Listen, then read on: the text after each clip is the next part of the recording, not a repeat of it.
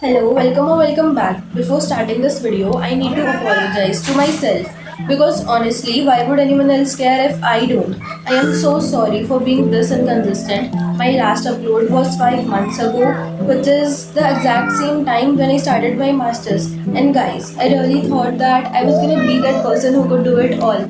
And life humbled me. My life has basically been like wake up, leave for college, sit in class from 9:30 in the morning till 5:30 in the evening, and then spend over 2 hours every single day just traveling back and forth. And by the time I get home at night, my brain is fried. It's a totally different environment, totally different people, and the subjects that are actually time taking. I had to give myself the space and time to, process it all. And I'm not making excuses, but I had to choose my calm over the camera for a second. But now I'm taking full accountability. I am done being a host and I'm making a promise to myself and I'm putting it out on the internet so that I can't back out. At least one video a week from now on. My life is now in my hands and I'm getting it together.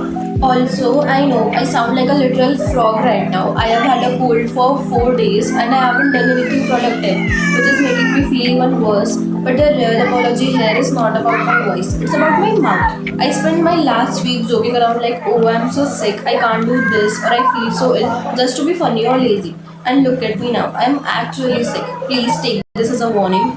Don't joke about negative things happening to you. Your tongue has a direct connection to the universe and it's listening. Don't manifest the wrong things just for fun because it will come back and bite you. I have been useless for 4 days because I couldn't keep my mouth shut.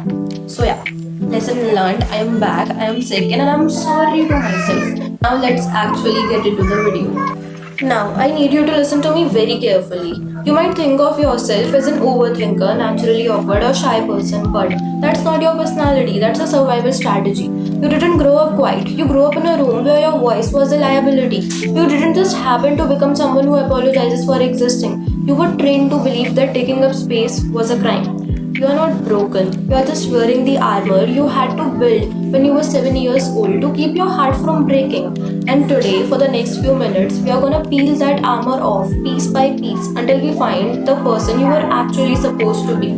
So, to actually find your real self, I have divided this video into several sections. Section 1, the gaslighting of personality. We have been gaslit by the world and by ourselves.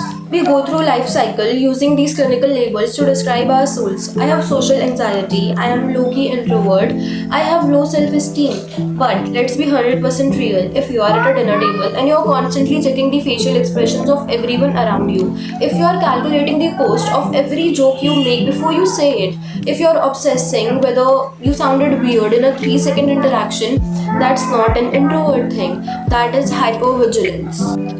Think about it. Why do you do that? Because at some point in your life, likely before you even knew how to tie your shoelaces, you learned that people around you were unpredictable. You learned that if the vibes shifted, you were the one who was going to pay for it.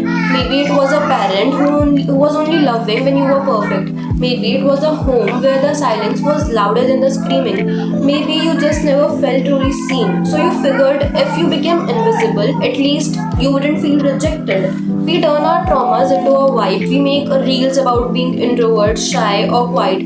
But quiet is often just the sound of someone who has learned that speaking is a gamble they can't afford to lose. You didn't choose to be this way. You were molded into this way by a world that didn't know how to hold your heart. And the scariest part, you have been this way for so long, you actually think that this is who you are. Section 2, the architecture of the safety version. Let's talk about the safety version of you. This is the person you present to the world. They are nice, they are chill, they don't mind where we go for dinner. They are the one who says it's fine when it's definitely not fine. Why did you build them? Because when you don't get the love and support you need as a child, you don't stop loving your parents. You stop loving yourself. You decide that the reason you aren't being understood is because there's something fundamentally wrong or too much about you. So you started editing. You edited the laughter because someone once told you that it was obnoxious. You edited your excitement because you didn't want to look cringe. You edited your sadness because you didn't want to be a burden. You became a human barometer. You know the exact sound of your dad's footsteps. That means run to your room. You know the specific way your mom sighs, that means you have disappointed her. You became a professional at managing other people's emotions so that they wouldn't have a reason to leave you or lash at you. And now, as an adult, you are exhausted, you are burned out, you are wondering why you feel like an NPC in your own life. It's because an NPC is exactly what you had to become to survive. NPC is, by the way, non-player character in gaming culture, which is a real person who seems to lack individuality, personality, or independent thoughts, or act like a background character. You traded your main character energy for survival energy. You traded your authenticity for safety. And while that kept you alive, it didn't let you live. Section 3, the real question. We all know people spend so much time and money to figure out how to have the confidence of a CEO. We ask ourselves, how do I stop being so insecure? And many questions like that. But that's like asking a person with a broken leg why they aren't running a marathon.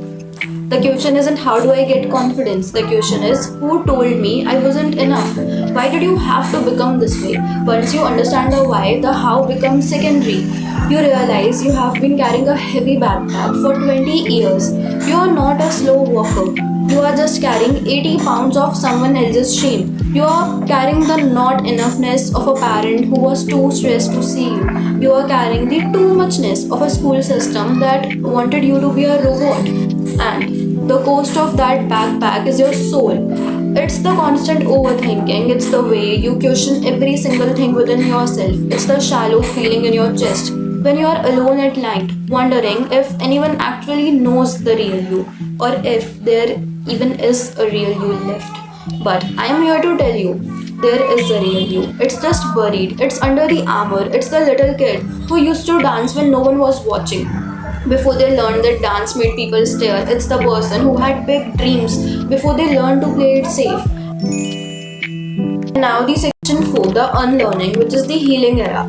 Here is the hope. The best part is that if we learn to become this version of ourselves, we can unlearn it too. This is what healing actually means. It's not fixing yourself. You are not a broken car. You are a backpack filled with the things that were never yours. Other people's expectations, other people's fear. Be mature, be quiet, be strong. Don't mess this up, don't miss that. You didn't wake one day and carry all of this. You just learned that love comes with conditions. So you packed everything. And over time, the weight started feeling normal. You forgot what your shoulders felt like without it. Healing is not throwing the backpack away in one dramatic moment. It's noticing the weight. It's asking, why am I carrying this? It's choosing again and again to put something down, a belief, a role, a shame that was never yours to begin with. And when you finally take the backpack off, you don't become lazy, you don't become careless, you become lighter. And for the first time, you get to walk like the road was meant for you. It starts little by little. It's the first time saying no, and you don't give a 3 paragraph explanation as to why. It's the first time you walk into a room and you don't scan for a place to exist. You just look for a place to sit.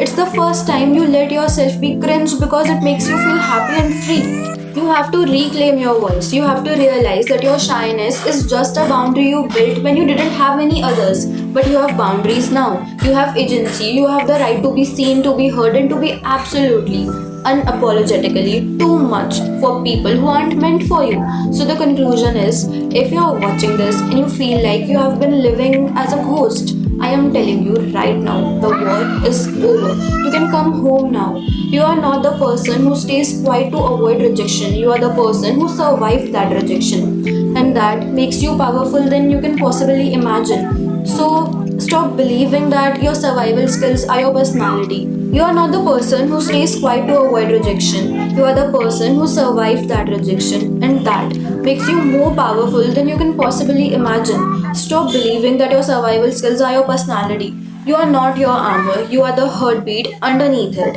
Go. Find yourself, not the version of you that everyone else wants. The real one, the messy one, the one you have been hiding for so long. And I promise you, they are worth the wait. Thanks for staying with me. See you in the next video. Bye bye.